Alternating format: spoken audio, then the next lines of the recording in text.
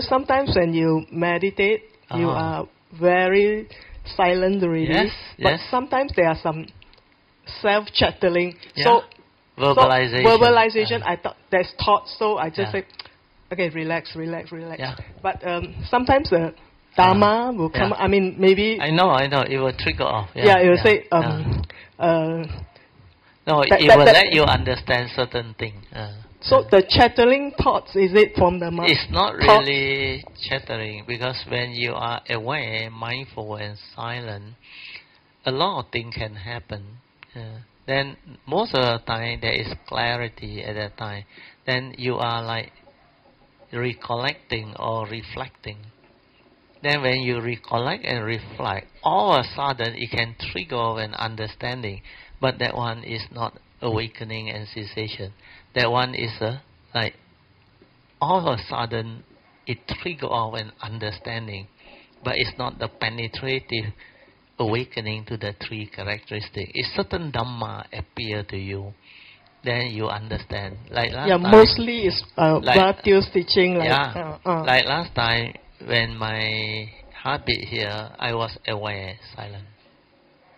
Then all of a sudden, within that split second, it ceases. Then after I come out of it, then it understand that when the awareness of that heartbeat was there was no one to be aware.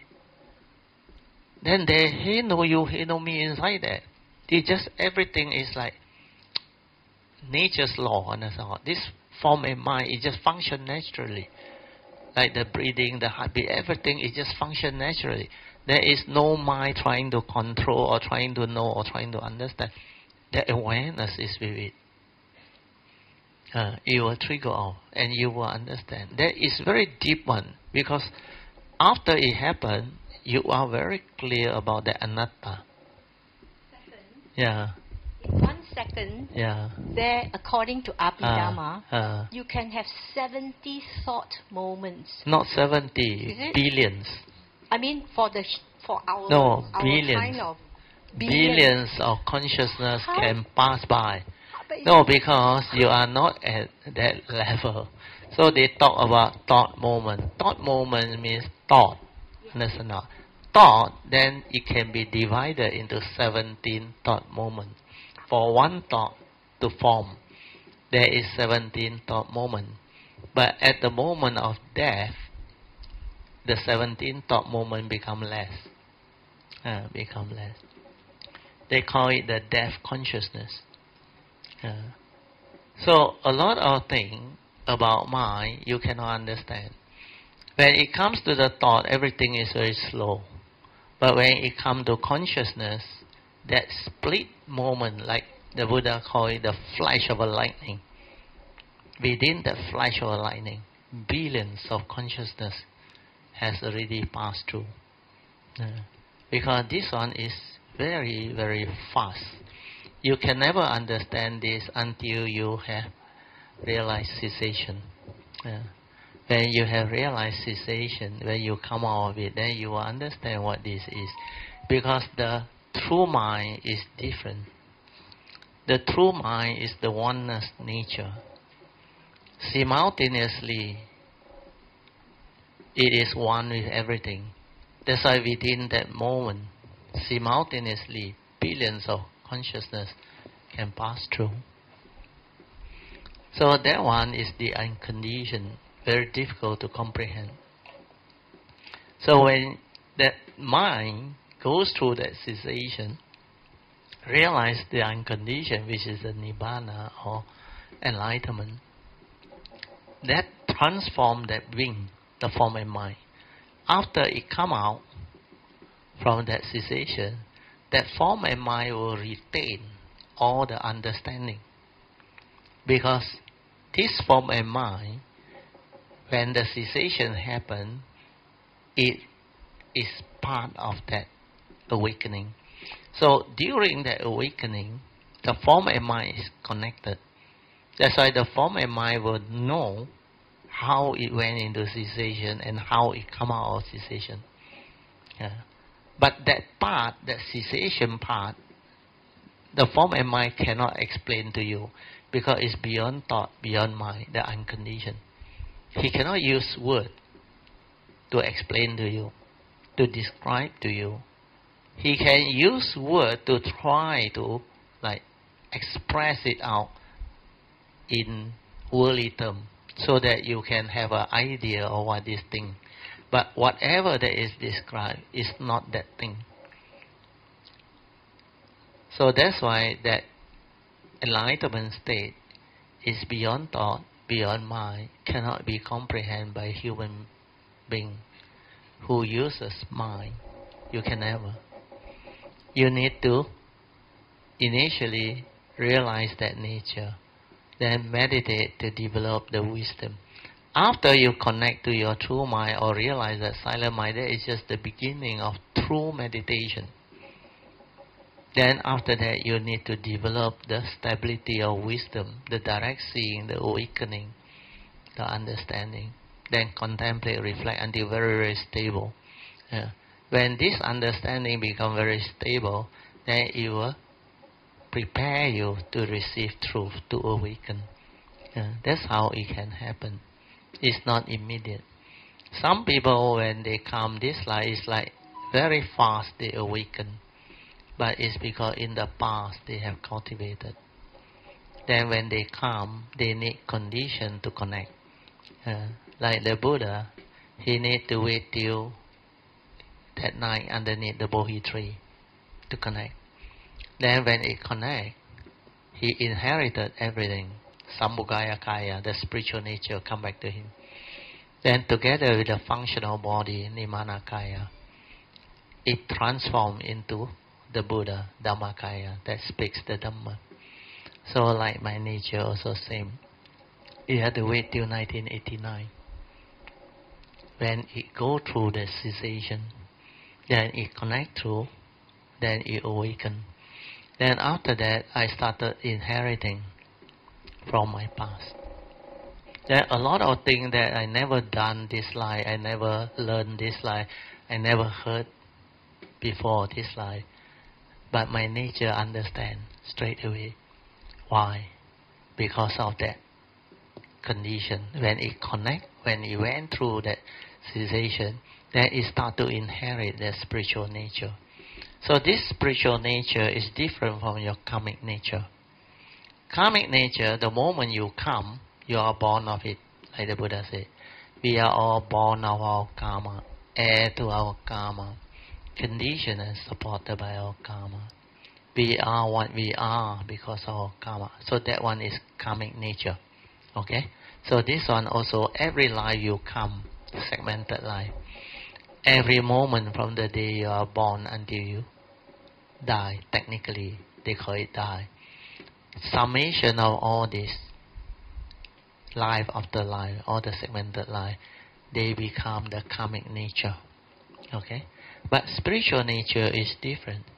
Spiritual nature, you must connect. After you connect to your true mind, your true nature, then you start the real meditation. Then whatever you develop from that real meditation through that nature become accumulated into your spiritual nature, including your perfection. Your perfection has all the 10 perfection, the virtue, everything, including wisdom. So once that one is perfected, it will get stored up in the spiritual nature. But this spiritual nature is different from the karmic nature. Because the moment you are born into a new life, a segmented life, you cannot inherit from the spiritual nature. Because the spiritual nature can only be inherited through the form and mind when you connect to the silent mind. You connect to the gateway to your true nature, your true mind. Before you connect, you cannot inherit. That's the big difference. That's why it's so difficult, the cultivation. This part you better listen. This part I seldom share. Because spiritual nature is such, so different from karmic nature. So you have to understand the reason why it's so difficult to progress along the path of Dhamma, unless you walk the path of the Bodhisattva. The Bodhisattva way is very unique, Because you start by planting the seed of Bodhi, and you take the 4 basic vows of the Bodhisattva to develop the condition for you to have the understanding and the ability to come back life after life. And what I have taught you all under that Bodhisattva vow, which is slightly modified because my nature understands this, and this will cut short your training. You have to vow life after life whenever you arise, whether you choose to come or you have to come. This understanding of the essential Dhamma will be there.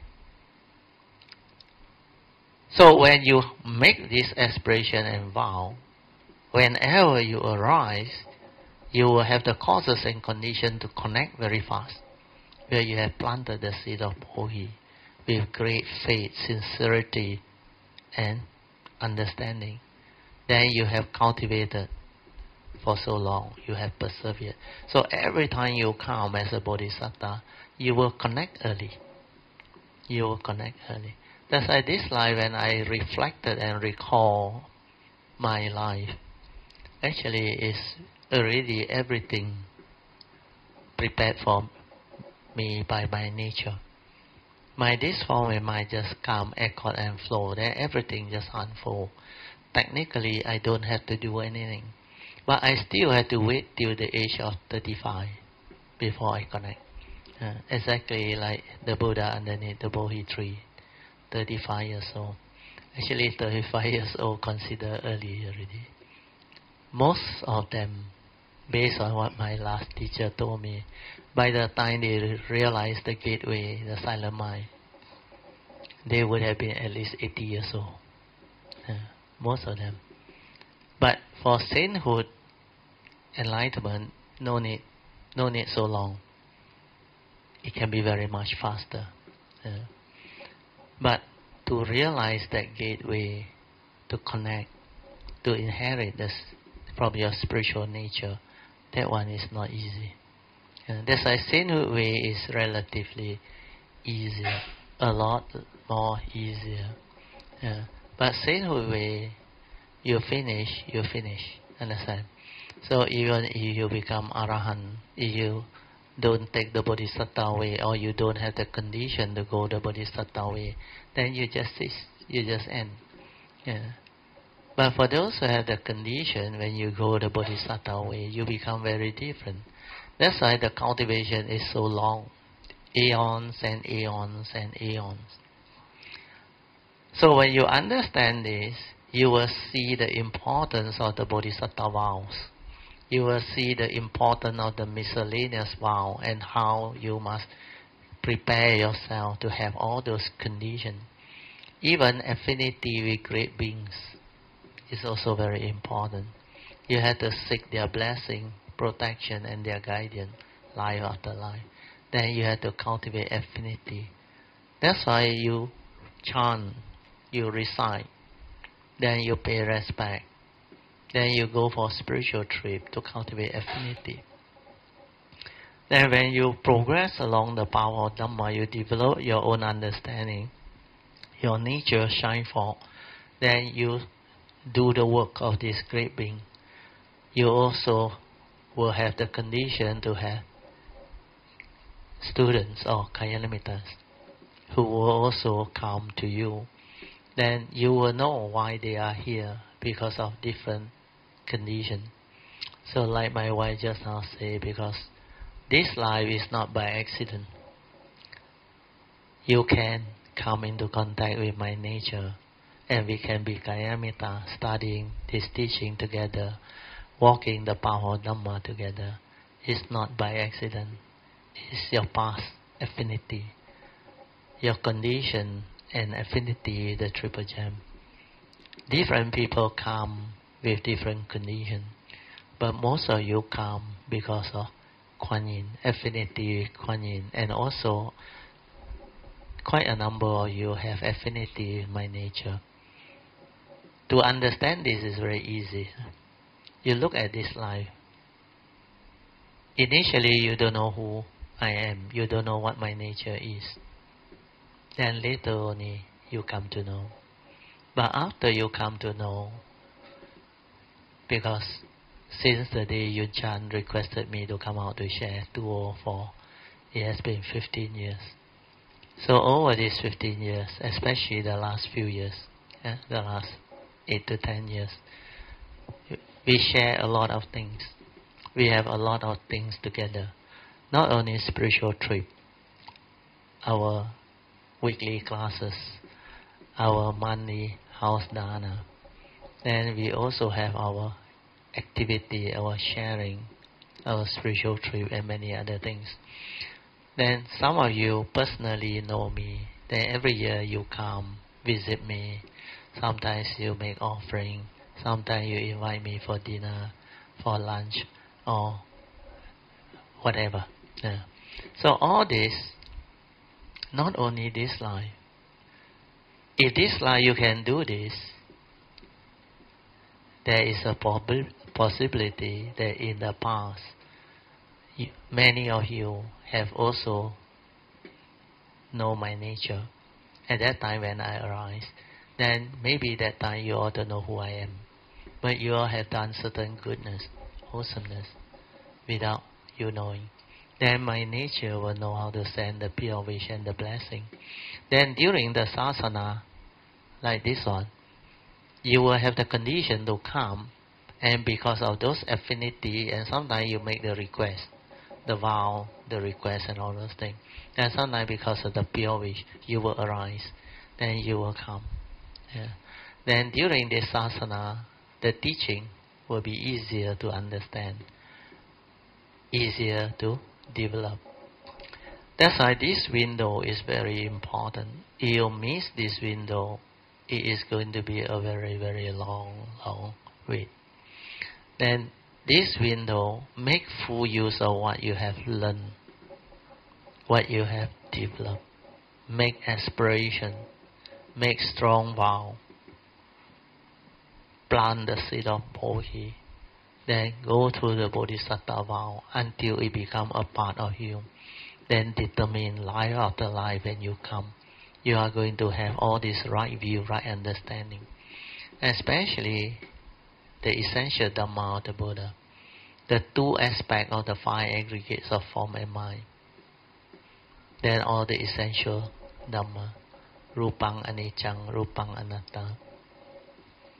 Then similarly, Vedana Sanya Sankara Vijnanam. Then you make very strong aspiration so that you will have this understanding. Then you ask for forgiveness from Triple Gem. Ask for forgiveness from all beings. Then vow not to repeat all this negativity of karma. Then vow to keep the precepts. Then vow to sincerely cultivate. Then vow to be heedful. Train your mind. Develop the understanding. Then plant the seed of Bodhi strongly until it is unshakable. Then develop spiritual faculties. Then cultivate affinity with all the great beings. Sometimes you don't know who they are. Now you may be just Kailamita. Some of you also don't know what your nature is, your potential is, until you connect and awaken. That's why you never know. Don't underestimate what you are. I always give you this understanding. For you to have the ability to be born a human, to be born during the sasana, and to be able to find this Dhamma is not by chance. That's why Mahayana stress a lot on this. 人生难得，佛法难闻. So the translation is, it's not easy to be born a human being, to have a human birth. Then it's even more difficult to be born during the Buddha Sasana, to encounter the true Dhamma during the Buddha Sasana. So they always have this saying, 人生难得今已得，佛法难闻今已闻. You already have such great condition. Why do you want to let it slip by? You must go all out. It's just like in the year 1971. The moment I saw the Four Noble Truths, my heart just shine forth, rejoice. It's like I knew this truth before. Then the nature inside tell me nobody can come out with this Four Noble Truths and summarize to me all of life, both mundane and supramundane. So whoever the Buddha is, Sakyamuni, he must be the real one. At that time I already knew. That's why I go all out to cultivate this teaching. That moment I make that decision because I say no need to search. That's it. This is it. And it's so clear. How come this form and mind, this life, can have that understanding? That time I was only Form 5. It's because of my past cultivation and vow. That's why the moment I saw the Four Noble Truths, I understood what that thing was. Nobody explained to me. And I knew it's like the whole of life, both mundane and supramundane. Everything summarized so beautifully into just Four Noble Truths. And nobody taught me. And how come I can understand? And before I received that book, I like to lie down in the open air, facing the sky, look at the star system, then feel the breeze, the nature, everything. Then I keep on reflecting, contemplating. Who am I? What am I? What am I here for? So do not underestimate your potential, your past. You will never know. Then like this life, after this life, the understanding that you all have, you follow exactly what I have advised you, then you will progress. Because this sasana still got another 2,000 years to go. You would have progressed. If you have made this vow strong, life after life you come, you have this understanding. You continue to cultivate with the understanding and you progress. You become very different. That's why all the Dhamma teaching that we are going through over the last few years, they are very different. They are related to Bodhisattva vows, especially the year 2014 onwards. Suddenly condition arise for this Bodhisattva way to manifest. Then after the thing, the book came out, Cultivating the Bodhisattva Way. Then through the book we have the sharing. Then we have our taking of the vow and all those things. Then after that, recently we are going into the actual cultivation, means the path to truth, Tsuji, for modern day Bodhisattva practitioner. That one is a very good one. That one teach you many things. As a Bodhisattva in daily life, starting with the cultivation in life itself, but Tsuji has the best type of example. They really go into the field. They go into society. Then for them, they take their volunteer, the disciples and other things, to really witness suffering, misery, then to help people in time of calamity, crisis and other things. And because they witness firsthand, then like the Buddha said, the first noble truth, second turning. This noble truth or dukkha is to be understood. That's why they can understand it very deep, very clearly. My nature can understand truth very fast. I only need truth. The moment my form and mind receive truth, it will understand. Sometimes the teacher or the person who teach may not understand, but my nature already understood. So because of that, after I have understood, I will connect very fast. Then my nature will realize very fast. Then after that, you can teach, you can share. Well, the way I share, the way I teach, is the way I receive. Because my sharing and teaching is very penetrative, because of the eons and eons of cultivation. So in this way, when the condition come for me to arise, I can receive truth very fast. Well, the way I give is like that. So these are all the conditions behind. Again, the message is, do not underestimate your potential, your possibility. Then what I want to let you know is, if you seriously develop the faith, the sincerity and the perseverance, and walk this way, take the vow, follow what I teach you, by the next asana, you will become very beautiful. You can also become one of the great beings. Maybe your nature can be better than mine. You never know. Then in future, there will be affinity. Then later on, after you connect and you have the understanding, you will understand all these things. Yeah. Like I used to, at one time, share with, I think, Brother Song, Alicia, they all.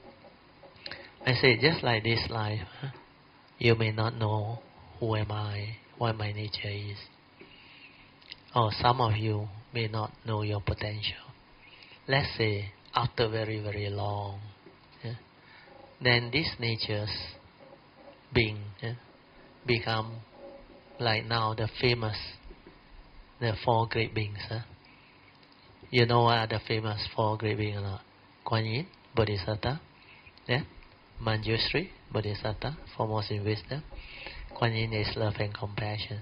Then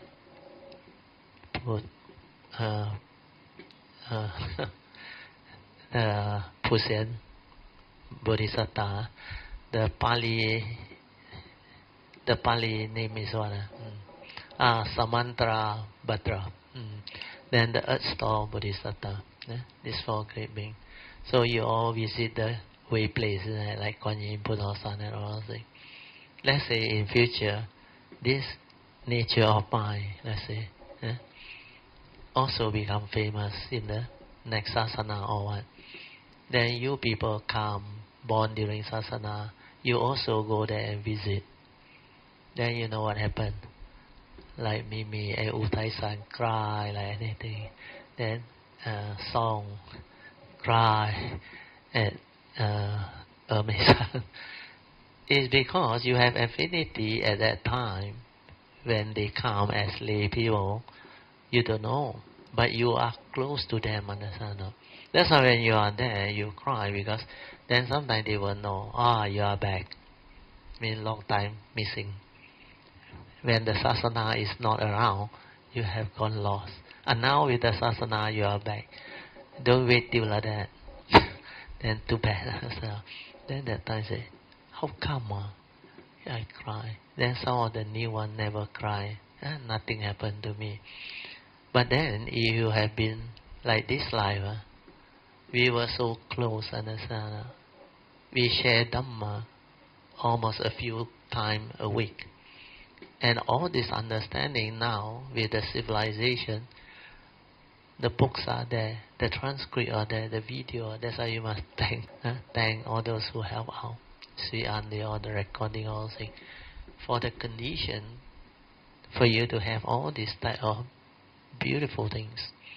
That's how you learn very fast. Then you share very fast, because this civilization is very unique.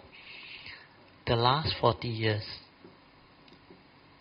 we progress so fast that the last 5,000 over years of history, nowhere comparable.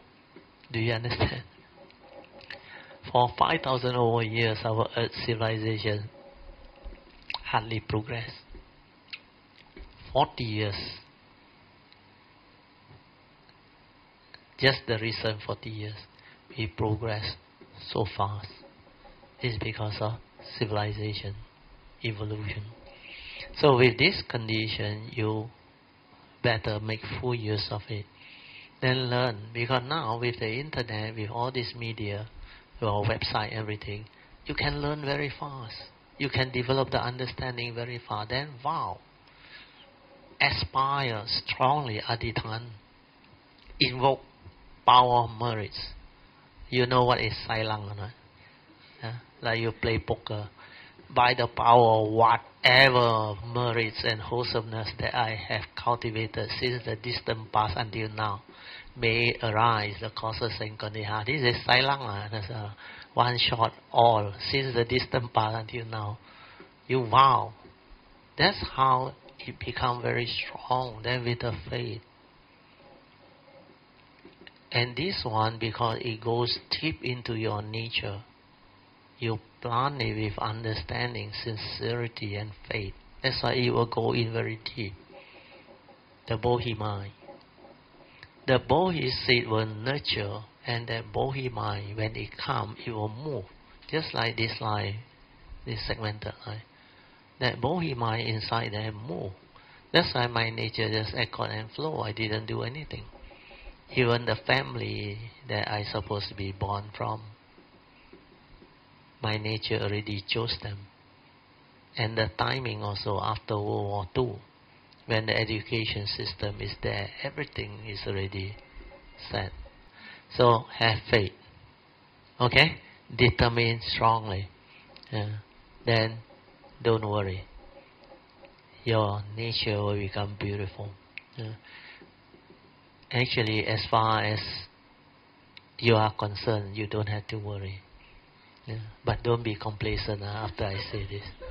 Because do you know, every class you attend, that 2 hours or so, the amount of merits, even cultivator who doesn't have the understanding or doesn't cultivate correctly, they can do their cultivation for centuries. Cannot compare to one session you attend. Yeah, really. When you understand, you really understand. Because that 2 hours, your mind state are so different. The amount of meritorious action we do, your faith, and the understanding that go in, money cannot buy. Book also never write how to go and buy. That's why you need to have affinity and condition to receive all this type of teaching. And this type of teaching are very rare. This type of teaching that come from the nature is not from the thought process, not from the form and mind. Okay.